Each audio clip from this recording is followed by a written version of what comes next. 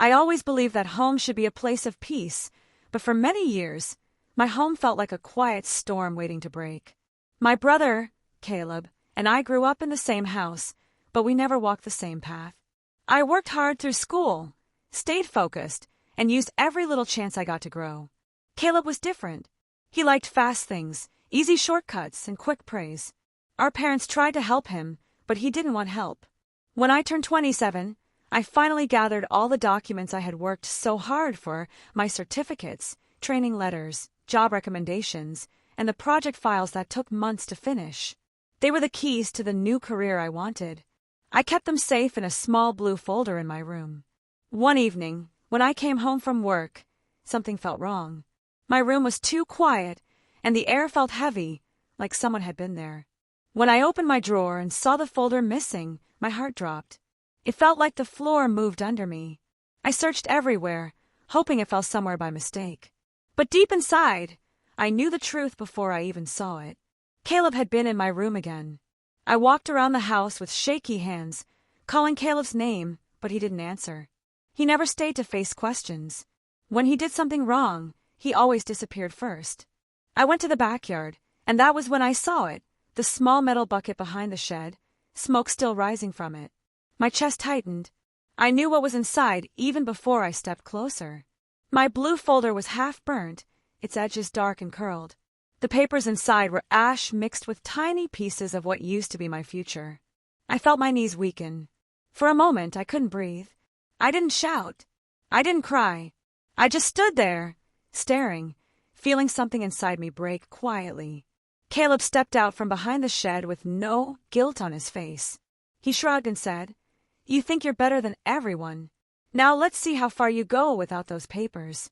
His words didn't cut me as much as the calm way he said them. He didn't even understand what he had destroyed. When I walked inside, my mother saw my face and knew something was wrong. But I couldn't speak yet.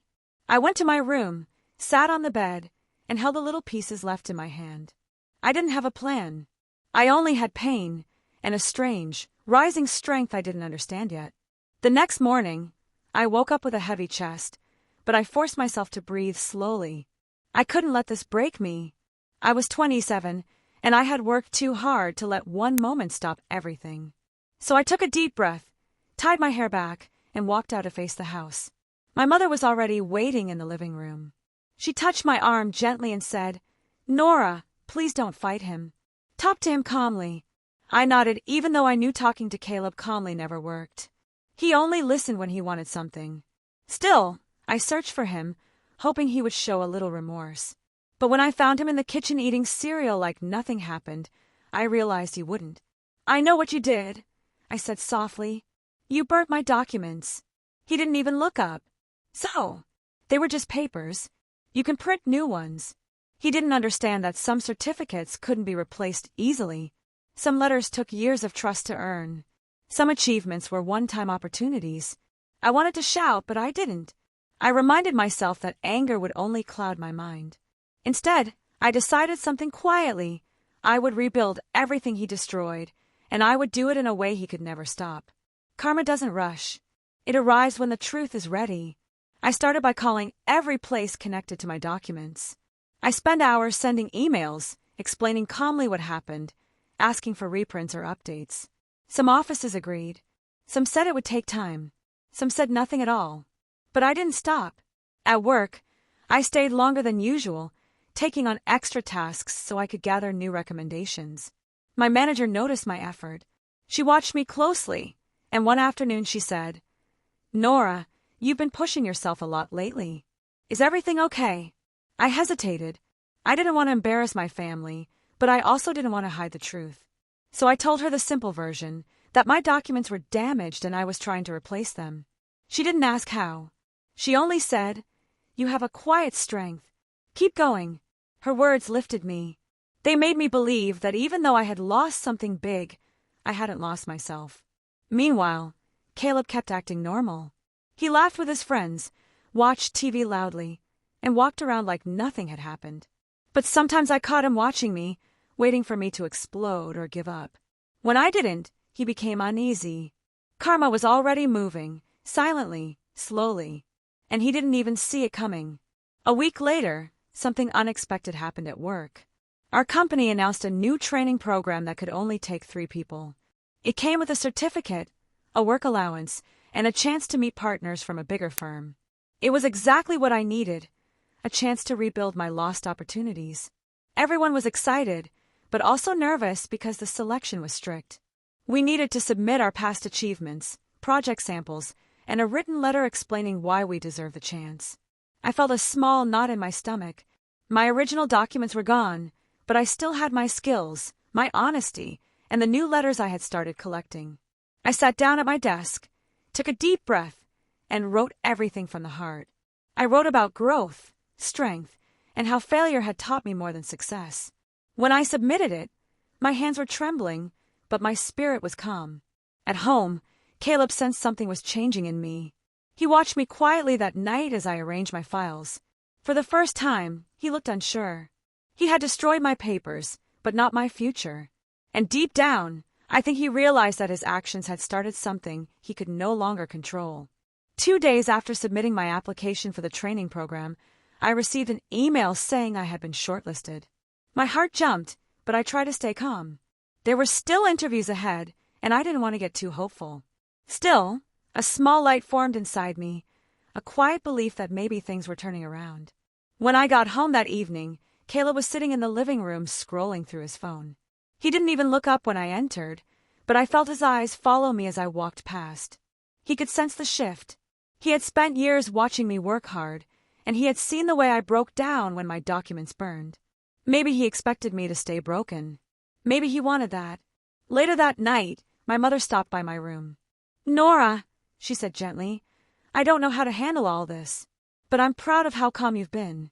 I nodded, but I didn't speak much. I was still healing. Before sleeping, I sat by my window and whispered to myself, "Whatever happens next, I will not let bitterness grow in me."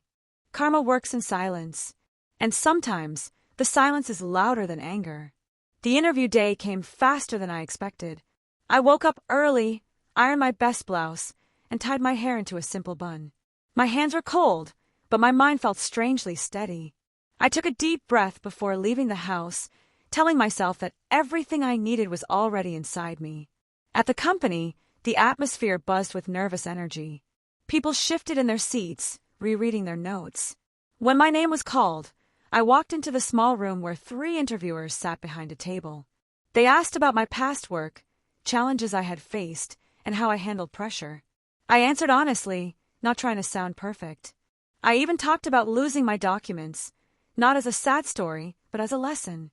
When I finished, one of the interviewers leaned forward and said, "You have a calm strength. Not many people have that." As I left the room, a gentle warmth spread through my chest. I had done my best. When I got home, I walked past Caleb again. He looked up this time, eyes narrowing as if trying to guess why I looked confident. He didn't know it yet, but life was slowly rearranging the pieces. 3 days later, the results came out. I was sitting at my desk at work when the announcement email appeared. My hands shook as I clicked it open. For a moment, I couldn't breathe.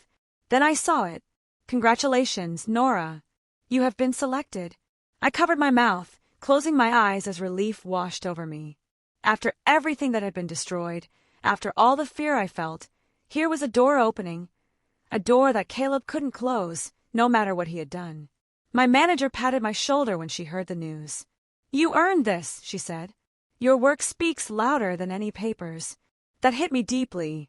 When I got home that evening, Caleb was sitting on the couch, bored and half asleep. My mother was in the kitchen. I quietly told her the news. She hugged me tightly, tears in her eyes. Caleb looked over, surprised. "You got in?" he asked. I nodded softly.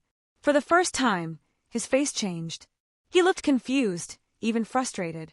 He expected his actions to stop my future. He expected me to fall. But instead, life lifted me higher, and he couldn't understand how. The training program started the next week.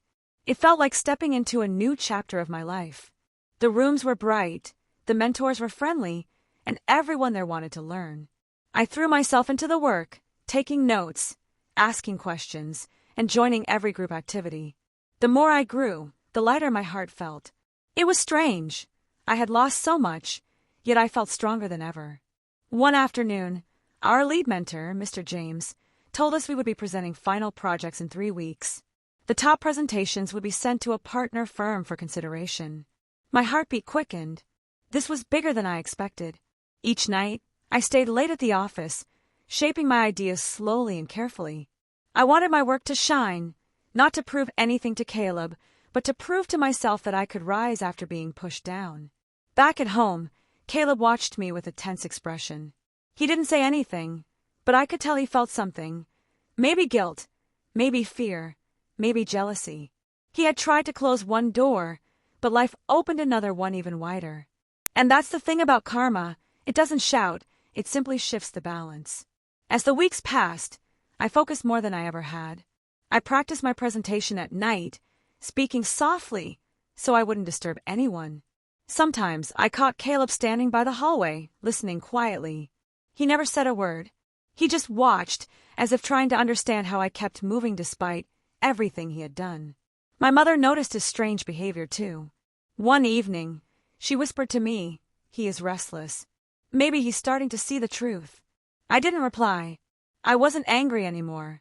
I wasn't waiting for an apology. I just wanted peace. On the day of the final presentation, I stood in front of the mentors with my heart pounding, but my voice steady. I spoke about teamwork, growth, and the importance of staying honest even when life feels unfair. When I finished, the room was quiet for a moment. Then the mentors nodded, smiling. "You've shown real maturity," one of them said. "You handled challenges with grace." That night, when I walked in the door, Caleb finally spoke. "Nora," he said quietly, "you're different now." I looked at him gently. "No, I'm just finally becoming who I was supposed to be." And that was the truth. The results of the final presentations came out 2 days later. I was sitting at my desk during lunch when my mentor, Mr. James, walked into the room holding a list. Everyone stopped talking.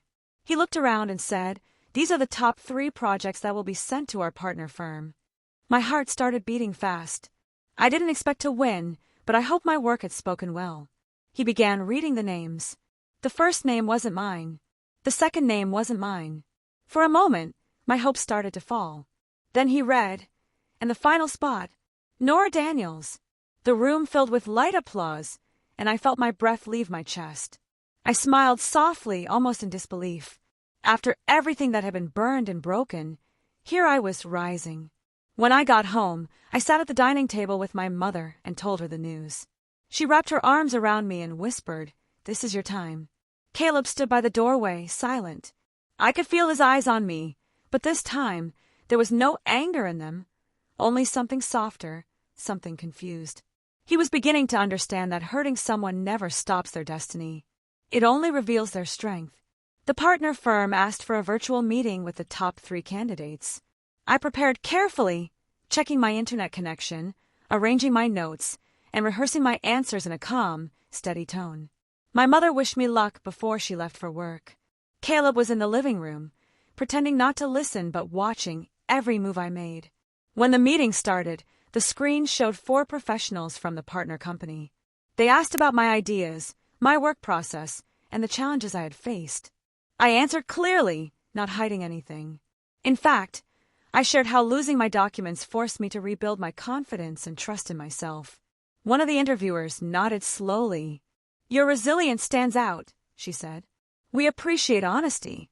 The meeting ended well, and I felt a peaceful energy fill my body. I didn't know what the final result would be, but I knew I had given everything with a sincere heart.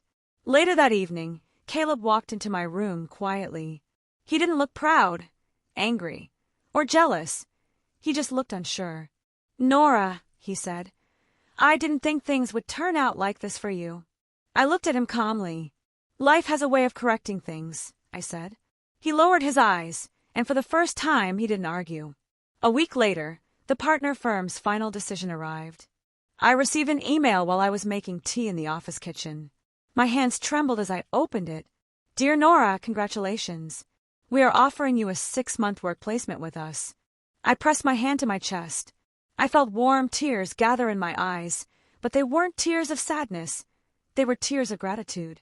I had rebuilt everything that had been destroyed, and now I had something even better. My coworkers congratulated me with hugs and kind words. My manager even said, "You earned this more than anyone I know." When I got home, I shared the news with my mother. She cried and thanked God for guiding me. Caleb sat on the far end of a couch, shoulders tense. When our eyes met, he looked away quickly. Later, he stopped me in the hallway. "Why didn't you give up?" he asked quietly. I looked at him with a soft expression. "Because giving up would have meant you were right. And you weren't." He swallowed hard, as if the weight of his own choices was settling on him. Karma wasn't punishing him, it was teaching him. As the days passed, Caleb's behavior became unusual. He wasn't loud anymore. He wasn't careless or proud. Instead, he walked around the house quietly, avoiding eye contact. Sometimes I found him sitting alone, lost in thought. My mother noticed it too. She sat beside me one evening and said, "Your brother is learning a hard lesson." I nodded, not out of pride, but understanding. Sometimes the deepest lessons come without shouting. One night, I found Caleb in the living room staring at the empty wall. I almost turned around, but he said, "Nora, can we talk?" I sat down gently. He took a deep breath. "I didn't burn your papers because I hated you," he said. "I did it because I hated myself. You were moving forward. I wasn't." His voice shook slightly. It was the most honest sentence he had spoken in years. I didn't know what to say at first. Finally, I said, "Caleb, hurting someone won't heal you. It only makes the pain grow." He nodded slowly, his eyes wet. "I know that now. I'm sorry. It wasn't a perfect apology, but it was real." And for the first time in a long time, I saw a small door of change open inside him. My work placement was set to begin in 2 weeks. I started preparing, organizing my wardrobe, buying a new notebook, and cleaning my workspace. My mother helped me fold my clothes neatly, smiling the whole time. She said, "God restores what was lost, sometimes even better." Caleb kept his distance, but the tension between us slowly softened. One evening, he knocked on my door gently. It startled me because he never knocked. When I opened it, he stood there holding a small envelope. "I know it can't replace what I ruined," he said quietly, "but I want you to have this." Inside the envelope was a simple letter he had written by hand. In it, he told me how proud he was of my strength, how he didn't understand the damage he had caused until he saw me rebuild everything piece by piece. My chest tightened as I read it. I didn't cry, but my heart felt warmer than it had in a long time. "I'm not asking you to forget," he said, "but maybe one day you can forgive me." I nodded softly. "Maybe one day," I said. I didn't know when that day would come, but I knew healing had already begun. The 2 weeks before my placement felt like a bridge between my old life and my new one. Each day I woke up with a quiet excitement, something I hadn't felt in a long time. I used to think success was only about certificates and awards, but now I understood it was also about growth, honesty, and rising after being pushed down. Caleb tried to be helpful in small ways. He carried groceries without being asked. He washed the dishes more often. He even turned down the volume on the TV when I was working. These small actions didn't erase the past, but they showed effort, something I had not seen from him in years. One evening, as I sat on the porch writing notes for my new role, Caleb joined me. He didn't speak at first. He just sat quietly, looking at the sky. Then he said, "Nora, I want to do better. I don't know how yet, but I want to try." I turned to him slowly. "Trying is the first step," I said. He nodded, his eyes sincere. For the first time, our home felt peaceful. Not perfect, but growing. And I realized something important. Sometimes karma isn't about someone falling. It's about someone finally waking up. The night before my placement started, I couldn't sleep. I kept checking my bag, arranging my pens, rehearsing my introduction. It felt like the first day of school again, full of nervous energy and hope. Early the next morning, I wore a simple white blouse and black trousers. My mother made me breakfast and hugged me tightly before I left. "Go and shine," she whispered. When I arrived at the partner firm's office, the building looked taller and brighter than I remembered. The receptionist welcomed me warmly and directed me to the training hall. I met the other 2 candidates there, and we shared shy smiles. Our coordinator, a kind woman named Mrs. Grant, walked in and said, "This program is not just about skills. It's about character. You were chosen because of your resilience." Her words made me straighten my shoulders. Throughout the day, we learned new tools, met team leads, and toured different departments. Everywhere I went, people were friendly. I felt proud, not because I had reached the top, but because I had climbed back up after falling. When I got home that evening, Caleb asked softly, "How was your first day?" I smiled. Better than I ever imagined. As the weeks passed, I settled into the work placement with ease. I took on tasks with confidence, and my mentors often praised my careful attention to detail. I wasn't the loudest or the fastest, but I was steady, and steady always wins slowly. One afternoon, Mrs. Grant asked me to help review a small project. It wasn't a big task, but it mattered. I stayed late that evening, making sure everything was perfect. When I handed it back, she nodded approvingly. "You're reliable, Nora." That's rare. Her words warmed me deeply. Back at home, Caleb continued to change in small ways. He cleaned his room, helped my mother cook, and even applied for a short online course in computer repairs. When he told me that, I felt a soft smile form on my face. "I want to do something with my life," he said. "Watching you rebuild yours made me think." Hearing that didn't erase the pain he caused, but it showed me that even broken people can grow if life pushes them the right way. The house felt lighter now, like a long storm had finally started to fade into morning. During the 4th month of my placement, something surprising happened. Mrs. Grant called me into her office and said, "The partner firm is watching your progress closely. They're impressed with your dedication." My heart raced. "Thank you," I whispered. She continued, "They want you to help lead a small team for an upcoming project. It's a big responsibility, but I believe you're ready." I felt a warm rush of pride. Months ago, I had stood in the backyard crying over burnt papers. Now, I was being trusted with leadership. Life truly had its own timing. At home that evening, I shared the news with my mother. She clapped her hands in joy. Caleb, who was sitting in the corner doing his online course, looked up slowly. "You're leading a team?" he asked. "Yes," I said gently. He nodded with a soft smile, one I didn't expect. "You deserve it," he said. His words were simple, but they carried weight. It felt like another thread of broken trust was quietly mending itself. I went to bed that night feeling grateful. Not just for the opportunity, but for the journey that shaped me into someone stronger, calmer, and wiser. Leading the small team was both challenging and exciting. I guided them through tasks, shared ideas, and helped where needed. I wasn't perfect, but I worked with patience and honesty. My team respected that. During one meeting, a teammate said, "You make things feel calm, even when they're stressful." It felt strange hearing that, especially because months ago, I felt like my whole world was shaking. But maybe that's what growth looks like, turning past storms into inner strength. Meanwhile, Caleb's transformation continued slowly. He finished a small course and even started repairing old devices for neighbors. Each time someone thanked him, he looked surprised, like he wasn't used to being useful.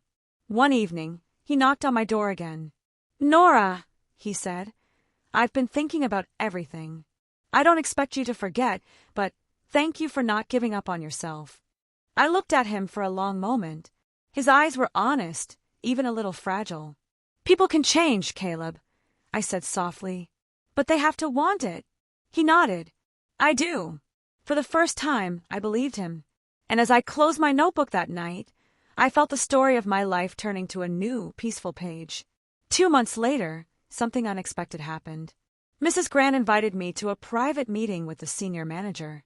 My heart pounded as I walked into the quiet office with glass walls and polished tables. The manager, Mr. Lewis, looked up with a calm smile. "Nora," he said, "we've been observing you. Your consistency, patience, and teamwork stand out. We want to offer you a permanent role after your placement ends." I froze. The world felt silent for a moment. "Me?"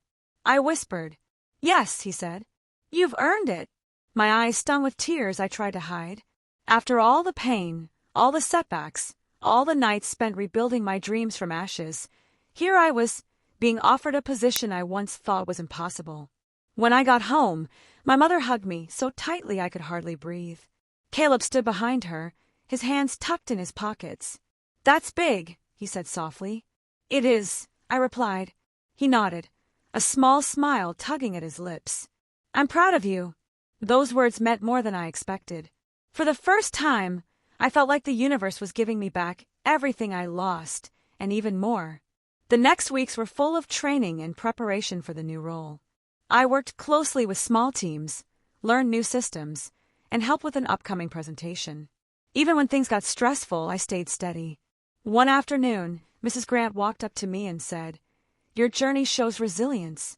Remember that your worth was never in the papers that were burned." Her words sent a warm ache through my chest. She understood more than she ever said out loud. At home, Caleb was changing faster than I expected.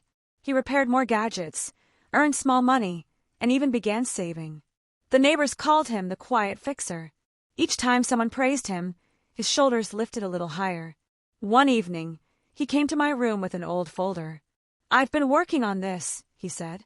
Inside the folder were printed photos of my volunteering activities, my awards from secondary school, and statements from teachers who remembered me. He had collected them all to help me rebuild my lost documents. My throat tightened. "Why did you do this?"